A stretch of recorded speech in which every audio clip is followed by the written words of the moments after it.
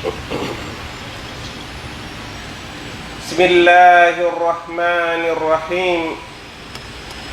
الحمد لله رب العالمين الحمد لله القائل كل نفس ذائقة الموت والصلاة والسلام على سيدنا محمد القائل إنما الأعمال بخواتيمها وصلى الله عليه وعلى آله وأصحابه ومن تبعهم بإحسان إلى يوم الدين أما بعد عباد الله اتقوا الله تبارك وتعالى فإن من اتقاه وقاه ومن أقرده جزاه عباد الله يعيش الناس في هذه الحياة ما كتب الله لهم من الأعوام والشهور والأيام ثم يرتحلون قال ربنا جل وعلا فإذا جاء أجلهم لا يستأخرون ساعة ولا يستقدمون وقال أيضا كل نفس ذائقة الموت وإنما توفون أجوركم يوم القيامة فمن زحزح عن النار وأدخل الجنة فقد فاز وما الحياة الدنيا إلا متاع الغرور يا الله تدبه yettore wodani allahu subhanahu wa ta'ala on daaluɗo wondema kala wonkiita gaakiki meeɗay mayde yurde e yurmede kisi won annabijo muhammadu sallallahu alayhi wa sallam jaaɓe allah tedduɓe haray yo en anndu wondema neɗɗanke on bani adama on aaden on o tigi himo wuurude ka aduna ɗo ben ko allah hoddiranimo kon yo o wuuru si tawi ko duuɓi o ti hoddirana wuurugol o wuura beru ɗin duuɓi si tawile kadi ko lebbi o ti hoddirana wuurugol o wuura beru ɗin lebbi ɗon si tawile kadi ko ñalɗi o ti hoddirana wuurugol o wuura beru ɗin ñalɗi ɗon si ɗum ɗon timmi hande kadi o ti yaha tun non o yaha honto o yaha kala hara allah subhanahu wa taala o wiye ka ɓuranare makko teddune ka suratul araf ka aya 34 o wi wondema ko pelletti si woni laje maɓɓe ɗen ari ɓenen nantake few hande kadi o tigi o nen nantake hay beru leer goto o ardi nantake kadi beru hay leer goto si o timmi o tigi o yahi allah subhanahu wa taala o wiyen kadi ka suratu ali imran ka aya 175 o wi wondema si tawi o wi wondema kala wonki tagaki ki meeɗay mayde haray noon yo en anndu ɓay neɗɗo on o tigi ko o meeɗo mayde sikke ala o ti haray no haani heɓilanade nden mayde ɗon عباد الله فكل امرئ مرهون بعمله إن خيرا فخير وإن شرا فشر وقيمة عمل المرء في حسن خاتمته ففي الحديث الصحيح أن النبي صلى الله عليه وسلم قال إنما الأعمال بخواتيمها كالوعاء إذا طاب أعلاه طاب أسفله وإذا خبث أسفله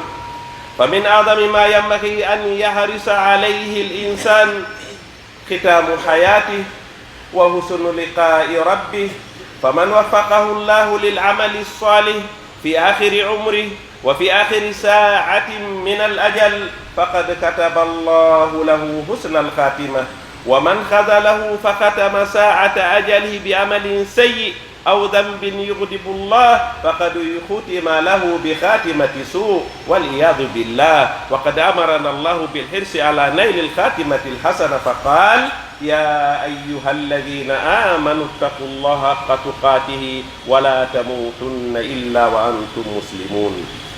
يا الله تدبه عندن وندما هري نجيا إكو بري مونود كونتانك أون كتواتكون أوتي no haani rerɗude e muɗum honɗum nde ooti rerɗata o heɓa faale tiiɗuɗo fii yo o tigi heɓu ko wiyete kon battane moƴƴe yo allah arti ko en foppu meɗen battane moƴƴe ko waɗi so tawi julɗon heɓi battane moƴƴe haray ɗum ɗon ko holli o tigi o jeyama e yimɓe aljanna ɓen o ti o neminoyte ka kaburu makko o neminoyte ka dargal yo allah waɗi en jaaɓe e maɓɓe kala mo allah arsiki kala mo allah hawrindini heɓugol yani heɓugol golle moƴƴe gollugol golle moƴƴe tentini fewndo ka ooti timmata ɗon tentini ka sakkitode gurdam makko kala mo allah arsiki gollugol golle moƴƴe ka sakkitode gurdam makko ha enele haray on ɗon on o heɓi timmode moƴƴere haray on ɗon o heɓi timmode moƴƴere kala noon kadi mo tawata Allah hoyni ha tawata kanko fewndo ka sakkitode gurdam makko ko golle bonɗe woni ko sakkitorta ka aduna ɗo modi haray on ɗon huwanakimo haray on ɗon heeɓi ko wiyete kon battane bonɗe si tawi ko oti ko o gollay woni golle o golla golle bonɗe tun o tigi o ɓawti ɗum ɗon wonki makko kin hande ka ruhu makko on pooɗe o tigi o faato o timma fewndo ɗon ɓawti gollugol makko golle bonɗe ɗen modi haray ɗum ɗon huwanaki on ɗon joni noon o tigi haray ko honnum hanani ɗum ko etagol duumo e gollugol golleji moƴƴuɗi ɗin ɓay kala golle ɗe o tigi golli woni ko golle moƴƴe woni ko golle bonɗe yo Allah dandu o tigi anda si tawinaɗen golle ɗon haray o ti woni sakkitade gollude ko aduna ɗo o ti anda ko honno wonata battane makko ne o anda ko wawtuma o ti woni wuurude ko ɗum waɗi noon hande kadi jaka o ti yo rerɗu o tinno e wakkilo e gollugol golle moƴƴe ɗen bela joosi tawi hara wonki makko kin ƴettitama battane ɗen golle ɗo tawata hara ko golle moƴƴe hara oti heeɓi ko wiyete kon battane moƴƴe yo Allah arsuku en ɗum si tawi oti heeɓi battane bonɗe haray oti o marsinali si tawi oti heeɓi e battane moƴƴe haray otigi ko ɗum woni haray otigi o weeli hoore otigi o heeɓi battane moƴƴe o heeɓi natugol aljanna Allah subhanahu wa taala o wi ko ono yogom ɗimɓe huule Allah no Allah hana huulirede noon etende maynden no ara tawa o yo taw hara e nele ko on jebbilaniɓe Allah dey yo taw hiɗon nani jaɓi dey yo taw hara hiɗon woni nokku ko Allah welto yi'ugol on ɗon dey yo taw hiɗon gollude golle ɗe tawata Allah subhanahu wa taala on weltoto dey ta golle ɗe weltide e Allah subhanahu wa taala Allah subhanahu wa taala o rerɗini julɗo on fota nde o tigi tinnoto e gollugol golle moƴƴe wano kadi o rentiniri noon neɗɗon kadi e gollugol golle moƴƴe o rentinimo noon e gollugol golle bonɗe Allah subhanahu wa taala o wi faman kana yarju liqaa rabbihi falyamal amalan saliha wala yushrik bi ibadati rabbihi ahada haray kala tawɗo no tiggi e nele pellette o tigi o yiidoya e Allah he ɓawti no andi sikki ala mayde nden aray away o tigi wakkilo golla golle moƴƴe dey o tigi yo wakkilo golla golle moƴƴe o tigi duumo e ɗen golle moƴƴe ɗon o tigi toro Allah kadi e nele yo arsukumo hawrindinede e tambutugol ɗen golle ɗon ha ñande wonkinkin ƴettita ko wiyete kon noon sirku o tigi reno ɗum dey ta o tigi sirkan Allah fes ta o tigi hay hunde hiɓɓindir Allah hella ko yowiti hella dewe ɗen Allah kala sirkan ɗo Allah haray yo andu ko ɗum huwanakimo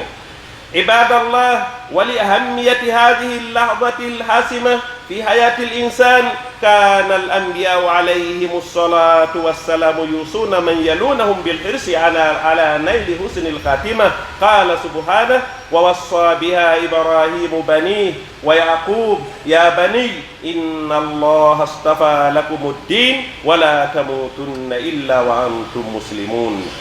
وقال تعالى حكاية عن يوسف عليه السلام توفني مسلما وألحقني بالصالحين هرايو مسيبة تدبه هلغل وندما importance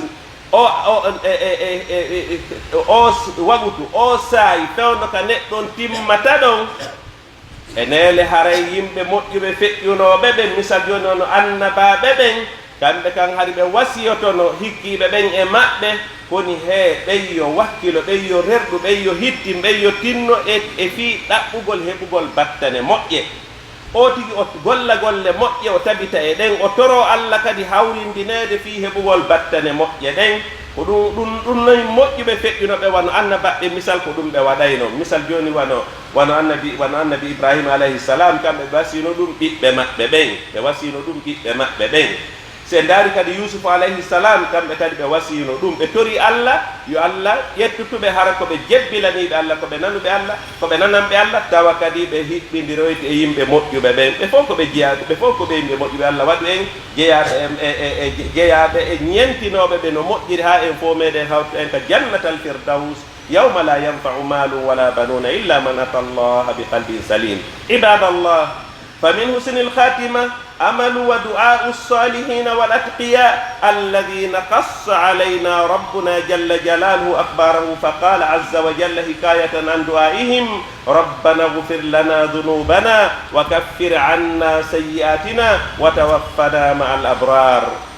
وكان من دعاء رسول الله صلى الله عليه وسلم يا مقلب القلوب ثبت قلبي على دينك harayo musidɓe tedduɓe no jeey hakke ko ɗaɓɓugol heɓugol battade moƴƴe ko moƴƴi kon ɗum ko tawata kon no himmi ɗum no tawata kon no wondi importance ko molanaɗo haray e ndele ko ɗum wonno yela yimɓe moƴƴunoɓe feƴƴunoɓe ɓen ko ɗum wonno du'a maɓɓe on yimɓe ko ɗum wonno golle huulaynoɓe allahu subhanahu wa ta'ala ɓen ko ɗum waɗi si allahu subhanahu wa ta'ala o sifani en fi maɓɓe allahu subhanahu wa ta'ala o sifani en alhaaliji maɓɓe haray no jeeya e muɗum hikayatan andu'ahim ko ɓe wino honɗum ɓe wi joomi amen min tori kama haforan men dunubaji amen ɗin min tori kama yaafano men dunubaji amen ɗin muññano men accan men bonɗi amen ɗin min torkema Allah ƴettutudu ɓen e fe wondude e moƴƴuɓe ɓen yo Allah ƴettudu e fe moƴƴuɓe yo Allah arsuko en battane moƴƴe no jeeya e du'aji kadi ɗi nulaaɗo sallllahu alayhi wa sallam du'orayno e mata ko ayyo waylitowo ɓerɗe ɗen mi torkema Allah tabintin ɓernde anden ka diina ma an waylitowo ɓerɗe ɗen mi torkema tabintin ɓernde anden ka diina ma joni noon nulaaɗo sallllahu alayhi wa sallam e hoore um tawi torotoɗo ɗum ɗo Allah andi enen kan déjà harek enen min mbaabi awla ko enen ɓuri handude e toragol Allah yo Allah tabintin en ka diina makko kanko Allahu subhanahu wa ta'ala kama annahu salawatu rabbi wa salamuhu alayhi kana yata'awwadu billahi ta'ala min sharri fitnati al-mahya wal mamat haray no jeeya kadi e ko ɓe moolotono kañum nulaaɗo sallallahu alayhi wa sallam ɓe moolotono e toro Allah yo Allah dandude heɓugol battane bonɗe ko wana noon kadi yimɓe moƴƴuɓe feƴƴunoɓe ɓen sabuna neɗɗon fewno ko tawata ɗon hewtanimo ɗon wa fitnatul mahya hiya saatu allati yakunu fiha al abdu fi idbarin min addunya wa iqbalin ala al akhirah wa yuhawilu ash-shaytanu an yuftinahu fi dinih wa yahulu baynahu wa bayna al imani billah فعندها يثبت الله عز وجل المؤمن بالقول الثابت فيقول لا إله إلا الله محمد رسول الله harayo musidɓe tedduɓe fewno ko tawata saa'i ko tawata neɗɗon no fokkiti yaltugol iwa ko aduna ɗo no fokkiti arde kala hara fewndo ɗon haray oti no handi e fewndo ɗon e toranede Allah yo Allah tabintin o tigi ɗengal makko ngal e jantagol wi'ugol honnungol kongol wi'ugol la ilaha illallah yo Allah arsuko en tawde hara ko ngol ɗo kongol sakkitorten ka aduna ɗo sabuna nulaaɗo sallllahu alayhi wa sallam hiɓe maake man kana akhiru kalamihi la ilaha illallah dakhala aljanna mo tawite ko la ilaha illallah sakkiti makude ka aduna ɗo o tigi o naatay aljanna harayo musidɓe tedduɓe nulaaɗo sallah sallam heɓe ɓanginani en ɗum joni noon ma hiya asbabu حسن الخاتمة ولحسن الخاتمة أيها العبد أسباب منها تقوى الله في السر والعلن والصدق معه سبحانه في كل الأحوال وذلك بامتثال أوامره واجتناب نواهيه والدوام على ذلك قال تعالى تلك الدار الآخرة نجعلها للذين لا يريدون علوا في الأرض ولا فسادا والعاقبة للمتقين جونو يوم سيئتدو ene e hara sabuji no ton fi maɗum mandeji fi heɓugol battane moƴƴe mandeji no ton sababuji no ton haray no ɗin hiɗi ɗuuɗi no jeeya e majji hulugol allahu subhanahu wa taala kene e gundo hulugol allahu subhanahu wa taala on kene e gundo hewre ɗum noon kadi hara oti no gongi e ɗum tawa oti no gongi e ɗum eɗen dangal alhaaliji ɗin ɗum noon ko waɗugol ko Allah yamiri oti koyi o waɗu e woɗɗitagol ko Allah wi koyi o tigi woɗɗito hande kadi noon oti duumo e ɗum o tabita e ɗum ha may nden Allah walla oti may nden tawa o tigi e hoore ɗum ɗon no jeeya e muɗum o e ɓurana ɗo Allah ɓanginani en ɗum no jeeya e muɗum kadi al istiqamatu ala al amali salih no jeeya e mum kadi tabutugol yani tabutugol e gollugol golle moƴƴe ɗen oti golla golle moƴƴe o tigi tabita e ɗen golle ɗon oti wona e ɗum ɗon hara o wattitali o changeali ha ñande ma nden tawi o tigi hande kadi oti o ɗofto Allah subhanahu wa ta'ala on o golla golleji weltinayɗi ɗin Allah subhanahu wa ta'ala o woɗɗito gollugol golleji tikkinayɗi ɗin Allah subhanahu wa ta'ala. Qala ta'ala yuthabbitu Allahu alladhina amanu bil qawli thabiti fil hayati dunya wa fil akhirah. hara yo musidɓe tedduɓe no aya gono ton kadi ko Allah subhanahu wa ta'ala yewtifin wa qad bashara Allahu ta'ala ahla al-istiqamati bi ta'yid al-malaika wa tathbitihim lahum 'inda al-mamati qala 'azza wa jalla innal ladhina qalu rabbuna Allah thumma istaqamu tatanazzalu 'alayhim al-malaikatu alla takhafu wa la tahzanu wa abshiru bil jannati allati kuntum tu'adun. hara yo musidɓe tedduɓe Allah subhanahu wa ta'ala o weltiniri yimɓe feewuɓe ɓen, yimɓe moƴƴuɓe ɓen, yimɓe kelɗuɓe ɓen, o weltiniri ɓe honɗum wondema malaika ɓen sembinayɓe, malaika ɓen sembinayɓe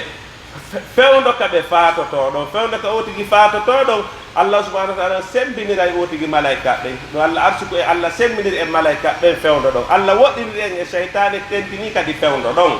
haray o ɗe ayde qur'ana jokkondirɗe ɗo ha mutoyi haray ɗe ɗo no holli ɗum ko non woniri kama anna husna dhanni billahi ta'ala min ahammi al asbabi allati yuwaffaqu biha al abdu li husni al khatima wa huwa an yarjua al insanu sa'ata rahmatillahi ta'ala wa karami في مغفرة ذنوبه قال صلى الله عليه وسلم لا يموتن أحدكم إلا وهو يحسن الظن بالله عز وجل. yo musidɓe tedduɓe haray no jeeya kadi e mandeji ma ɗum sababuji heɓugol battane mo ɗiɗin jikkugol Allah jikke moƴƴe, jikkugol Allah jikke moƴƴe, jikkugol ngol Allah subhanahu wa ta'ala jikke moƴƴe wondema Allah ko tedduɗo, Allah ko okkowo, Allah ko yurmeteɗo, Allah ko hafaranowo dunubaji oti jikka Allah jikke moƴƴe ɗum ko jeeya ɗum e sabuji heɓugol fi battane moƴƴe. seede mum nulaaɗo sallallahu alayhi wa sallam e maaki wota maayu hay gooto e moɗon siwonayo taw hara mo moƴƴini jikke ɗen hakkunde makko e Allah subhanahu wa ta'ala. oti ko yo jikku Allah jikke moƴƴe, oti ko yo jikku Allah jikke moƴƴe. ɗum ko hunde labande noon, ɗum ko hunde labande noon. hara musidɓe tedduɓe ñande goo nulaaɗo sallallahu alayhi wa sallam ɓe naatuno ɓe tawi sagata no fokkiti fi faatagol tawi mo fi waylitade fi faatagol. on tuma ɓe landimo ɓenni kayfa tajiduk ko honno nde mayde tawma ko honno on tuma honɗum o jaabi o wi wallahi ya rasulallah inni arjullah wa inni akhafu dhunubi faqala rasulullah sallallahu alayhi wa sallam la yajtami'ani fi qalbi 'abdin fi mithli hadha al-mawtin illa a'tahu Allah ma yarju wa ammanahu mimma yakhaf. ɓay ɓe landitemo ko honno alhaali makko on fewndo ɗon ko honno may nden tawrimo ko honno o innimo ko onon yonulaaɗo Allah mi wondiri Allah min fewndo ɗo nini haray miɗo tijji moƴƴereji Allah, miɗo tijji Allah yurbinaylan, Allah yafotolan kono miɗo huli fiiɗi dunubaji ɗi mi fajjitino, miɗo aani fiiɗi boneji ɗi mi wanno, miɗo maapi fiiɗi boneji ɗi mi wanno. on to manulaaɗo sallallahu alayhi wa sallam jaabi on no e maaki awa ɗi piiji ɗo ɗiɗi hawtitata e ɓernde jiyaaɗo e tentini kadi e o saa'i ɗo fewndo bien saa'i gana fewndo ka oti woni faatade ɗon siwona Allah o tawi oti ko oti faala kon Allah hisina oti ko oti huli kon. ɓay tum o tigi no jikki Allah jikke moƴƴe mo tijji Allah yaafotomo kono kadi himo huli kadi fi boneji ɗi oti wannoɗi ɓay ɗiɗo ɗiɗi haray nulaaɗo makki ɗiɗo hawtitata e ɓernde jiyaɗo siwona Allah subhanahu wa ta'ala on o kaymo ko o faala kon danda oti ko oti huli kon. no jeeya kadi e mandeji heɓugol battane moƴƴe ta'jilu tawba wassidqu fiha faqad kanat sababan fi najati rasulillahi faqad kanat sababan fi najati rajulin qatala mi'ata nafs lakinnahu sadaqa fi tawbati ma Allah ta'ala fa akramahu Allah bi husnil khatima. haray no jeeya kadi eko ɓuri e mawnude e fii mandeji heɓugol battane moƴƴe yakkingol tuububu yeewo, yakkingol tuububu yeewo. haray jiya julɗon no haani yakkinde tuububu yeehi ɗen andi de naati e ɗum no haray yewtere nde juutay e fi sartiji tuububuye e kala ko yowiti fi hella tuubube donc hare julɗon oti ko yo yakkin tuububuye on otigi o goonga e makko e to kadi ha sartiji tuububuye ɗin kadi ɗi timma hare o musidɓe tedduɓe oti wata yejjutu dey wondema nulaaɗo sallallahu alayhi wa sallam tawi hari ñande wonum tawi hari ɓe tuubayno ko yaata laabi temedere seede mum ɓe maaki ya ayuhannas tuubu ila llah fa inni atuubu fi lyawmi ilayhi 100 marra ɓe maaki ko onon yo yimɓe tuuɓe ruttoɗon ka allah min dey mi tuubay ñande wo ñande laabi temedere ñande wo laabi temedere faya fawsa man ahsana al istidad wa akthara min azadi qabla yawmi lmaad hare musidɓe tedduɓe e ɗum ko malore wonande o moƴƴinɗo njooɓaari muɗum ndinne ɗo e hewtude ka oti faatone yo allah arsuko e moƴƴingol njooɓaari ɗin ɗo e faatagol ngol hewtude yo allah arsuko e heɓugol battere moƴƴe allahumma tubu alayna waghfir lana waj'al yawmana khayran min amsina waj'al ghadana khayran min yawmina waj'al khayra a'malina khawatimaha waj'al khayra ayyamina yawma nalqak aqulu qawli hadha wa astaghfirullaha li wa lakum fastaghfiruhu innahu huwal ghafurur rahim.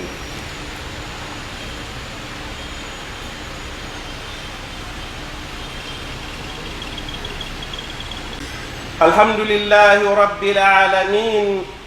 والصلاة والسلام على أشرف المرسلين سيدنا محمد صلى الله عليه وسلم عباد الله ولحسن الخاتمة علامات كثيرة ذكرها العلماء في كتبهم وأجملها فيما يأتي مسبت بباو يتقول الله سبحانه وتعالى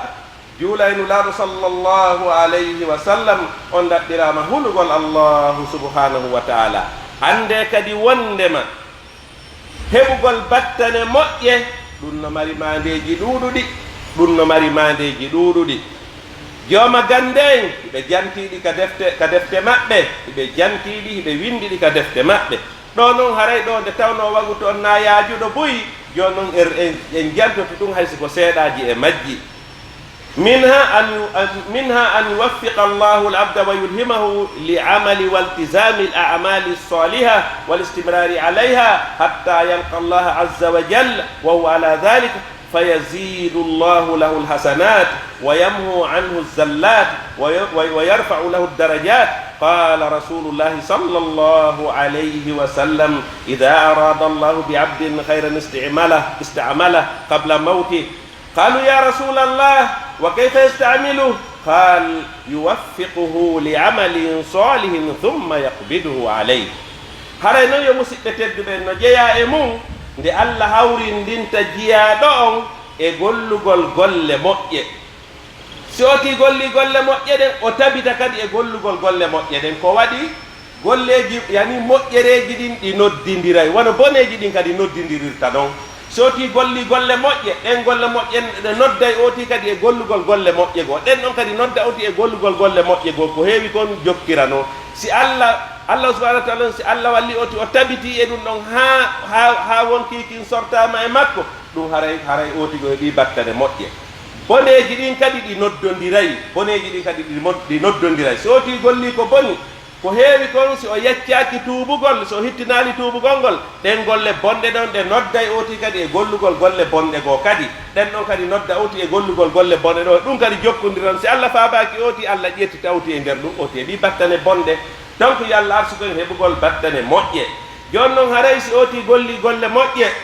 hande kadi allahu subhanahu wa taala arsika oti o tabita e nder ɗum ha allah ƴettita e otigi e nder ɗum ɗon hande kadi allah ɓeydana oti moƴƴereji ɗin allah montana otigi boneji ɗin hande kadi oɗo waɗi si nulaɗo sallllahu alayhi wa sallam maaki si allah faalanama jiyaɗo on moƴƴere allah gollinayi otigi atto otigi fatade